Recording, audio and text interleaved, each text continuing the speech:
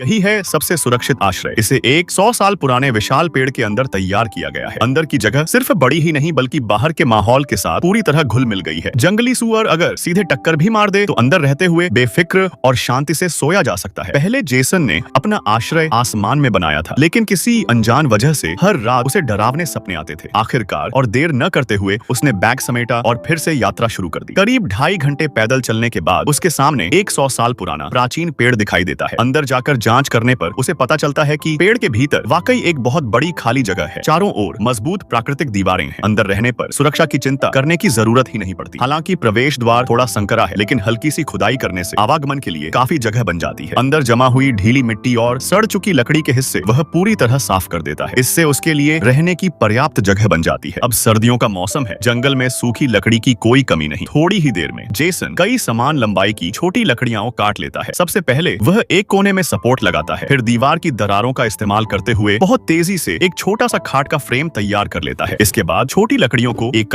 करके सजाता चला जाता है। इसी से एक सिंगल खाट तैयार हो जाती है और बगल में मौजूद गड्ढा भी खुला नहीं छोड़ा जा सकता। उसे अच्छी तरह बंद करना जरूरी है ताकि सांप कीड़े चुपके से अंदर न घुस सके। इसके बाद वह एक और मोटी लकड़ी काटता है, उसे गड्ढे के दोनों किनारों में गाड़ देता है, फिर ऊपर एक आड़ी लकड़ी रखकर मजबूती से फिक्स कर देता है। इसी तरह आश्रय के दरवाजे का फ्रेम तैयार हो जाता है। दरवाजा बनाने का काम वह मोटी लकड़ी को बीच से 2 हिस्सों में चीर देता है और फ्रेम के ऊपर समान रूप से बिछा देता है। इसी तरह दरवाजे का पल्ला तैयार हो जाता है, उसे सीधे दरवाजे के फ्रेम के साथ जोड़ दिया जा सकता है। अंदर गर्म और आरामदायक माहौल बना रहे, इसलिए खाना पकाने और गर्मी के लिए एक चूल्हा बनाना भी जरूरी था। किस्मत अच्छी थी, ऊपर पहले से ही हवा निकलने का एक प्राकृतिक रास्ता मौजूद था, लेकिन चूंकि आश्रय पूरी तरह सील नहीं था, इसलिए वह पास में काफी सारा कीचड़ तैयार करता है और उसी कीचड़ को दीवारों की दरारों में अच्छी तरह लेप देता है। इससे यह तय हो जाता है कि अंदर एक भी ठंडी हवा नहीं घुसेगी। दिन भर की मेहनत के बाद जेसन का पेट काफी देर से भूख का इशारा दे रहा था। अच्छी बात यह थी कि उसके पास जुटाया हुआ खाना भी कम नहीं था। मांस और तरह तरह की सब्जियां, सब कुछ छोटे छोटे टुकड़ों में काटने के बाद वह चूल्हे में आग जला देता है। धीरे धीरे हल्का सा धुआं उठते ही छोटा सा आश्रय किसी इंसानी घर की तरह गर्म होने लगता है। इसके बाद शुरू होती है आज की रात की रसोई। ज्यादा समय नहीं लगता, चारों तरफ फैल जाती है मुंह में पानी ला देने वाली खुशबू। जेसन पका हुआ खाना ब्रेड के बीच भरकर अपने लिए बना लेता है। एक खास छोटा सा बर्गर, दिखने में भले ही छोटा हो, लेकिन इसी से दिन भर की काफी ताकत वापस आ जाती है। खाना खत्म करने के बाद आसमान अभी पूरी तरह अंधेरा नहीं हुआ था, इसलिए वह पास ही जाकर रात गुजारने के लिए कुछ सूखी लकड़ियां इकट्ठा करने निकलता है। अचानक दूर से किसी जानवर की आवाज उसके कानों में पड़ती है। करीब जाकर देखता है एक जंगली सुअर खाने की तलाश में घूम रहा है। यह दृश्य देखते ही जेसन एक पल भी देर नहीं करता और दौड़कर अपने आश्रय में लौट आता है। अंदर घुसकर वह अपना हथियार हाथ में ले लेता है और हर स्थिति के लिए तैयार हो जाता है। आखिरकार सुअर और करीब नहीं आया, लेकिन फिर भी वह बाहर निकलने की हिम्मत नहीं करता।